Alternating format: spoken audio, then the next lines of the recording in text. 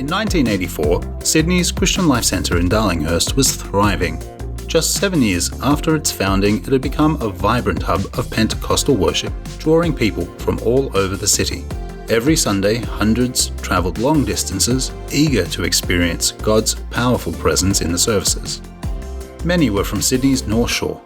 Week after week, they journeyed across the Harbour Bridge, searching for parking and squeezing into the packed auditorium. But as the congregation grew, so did the desire for something closer to home. A place where they could worship without the long commute and easily invite their friends and neighbours. The church leaders listened and decided to plant a second congregation on the North Shore, supported by staff from the city campus. The first service, led by a team of pastors from the city, was held on March 3, 1985 at Willoughby Girls High School. From day one, it was clear that this was something special. The new church launched with energy, passion, and a committed team. An additional service was needed in just 6 weeks to accommodate the rapid growth. By mid-June, it was time for the North Shore Church to stand independently, and it became North Shore Christian Life Centre, with Sean and Linda Stanton appointed as senior pastors. This was a season of excitement and expansion. The church became a spiritual home for families, young adults, and children. The youth ministry flourished, drawing over 100 teenagers each week, so many that they had their own Sunday service. Meeting in a high school had its challenges. Every Sunday, volunteers arrived early to set up chairs and sound equipment, only to pack everything away again hours later. By 1987, it was clear that the church needed a permanent home. That year, they moved into their first leased facility at 35 Gibbs Street, Chatswood. It was a welcome change, no longer requiring the exhausting setup and pull down. By 1989, with the congregation continuing to grow, the church embarked on a bold mission to purchase its own building. After 3 years of fundraising, they secured a lease-to-purchase agreement for 171 Gibbs Street, a space they could finally call home. In June 1992, they moved in joyfully, knowing it would eventually fully belong to them. At the same time, the church's heart for expansion grew stronger. It had begun as a church plant, and now it was time to give back. In 1990, staff pastor Ralph Esterby felt called to start a church in Barowra. With the blessing of North Shore CLC, he and his wife Narelle planted the first of many churches to come. In 1994, an unexpected challenge arose. The opportunity to purchase the building fell through, and the church had to move again, this time back to a high school. It was a tough season, but they pressed on, believing God had something more extraordinary in store. And he did. With $750,000 still set aside in their building fund, they placed an offer on a new location, 175 Gibbs Street. It had once been unattainable, but now the price had dropped. Though the building itself was in poor condition, the land was invaluable. Unlike their previous location, this property had space for 45 parking spots, and it fronted Eastern Valley Way, a major road with thousands of cars passing daily. Miraculously, the offer was accepted, and in 1995, 175 Gibbs Street was purchased. By the end of 1995, Sean and Linda Stanton felt it was time for a leadership transition. After faithfully serving for a decade, they passed the baton to John and Ann Giuliano. In January 1996, John and Ann arrived with their 3 children, ready to step into the future of North Shore CLC. They had pastored in Campbelltown for 7 years, but this was a new challenge. They sensed the congregation was eager to move forward. One of the first major milestones came through a prophetic conversation. A church member named Gustav Pajak approached John and said, "Pastor, we need to build a place of worship, and when you're ready, my son and I will take a year off to help make it happen." Here was all the confirmation John needed. The church began fundraising, and in 1997, construction began. North Shore Christian Life Centre, coming here soon. John worked closely with architect Bill Watson to design a purpose-built facility that would serve future generations. We're looking from the stage out into the auditorium. all this area here is auditorium.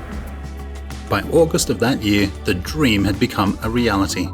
The old building was demolished, $2 million was borrowed, a brand new church was built, and North Shore CLC had a permanent home at 175 Gibb Street.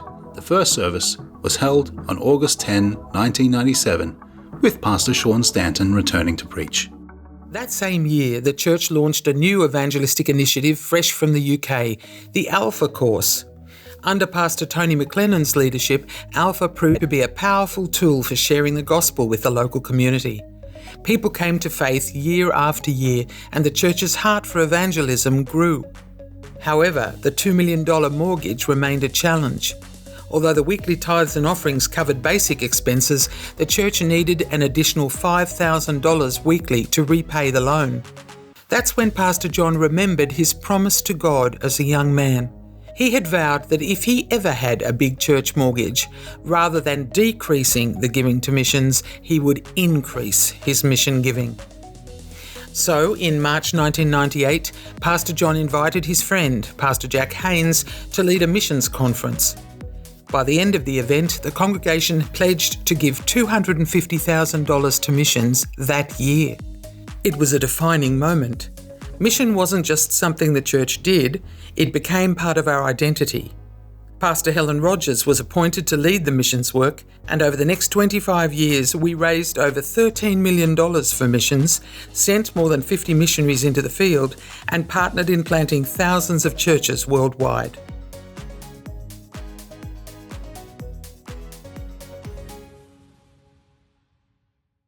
In March of 1999, North Shore Christian Centre invited Pastors Daniel and Chris Thornton to head up the creative team. Under his anointed musicianship, we started producing and releasing our own music. NSCC was developing into a multi-generational and multicultural church, attracting large numbers of Asian members. Pastor Ricky Tan was appointed to oversee this expanding fellowship. Then, in July 1999, Pastors Esther and John Toe planted a Korean congregation here, meeting on Sunday afternoons for more than 10 years. The vision for local church planting remains strong. Between 1990 and today, LifeSource has planted or replanted 9 churches across Sydney, including congregations for Chinese, African and Arab communities. Significant national ministries have also been launched here.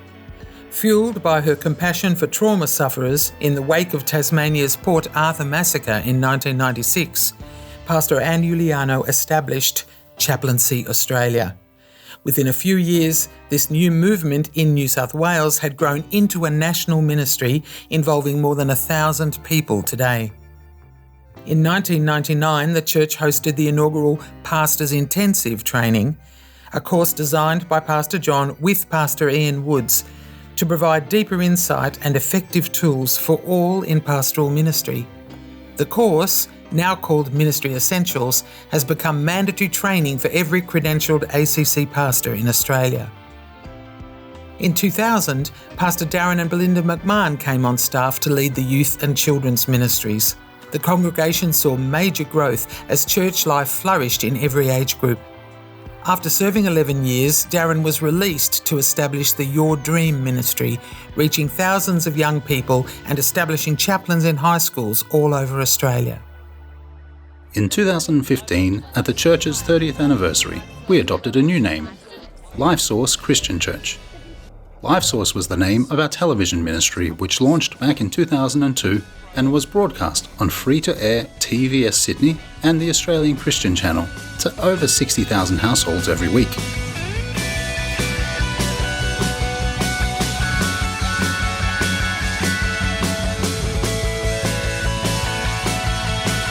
This new church name reflected our heart, not just for the North Shore, but all of Sydney and beyond.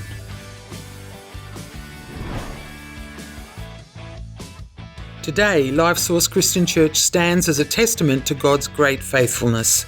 The building has expanded, the mission has grown, and the vision remains as strong as ever. But the story isn't finished. The church is preparing for its next chapter, planting more churches, reaching more people, and continuing to be a source of life, hope, and transformation.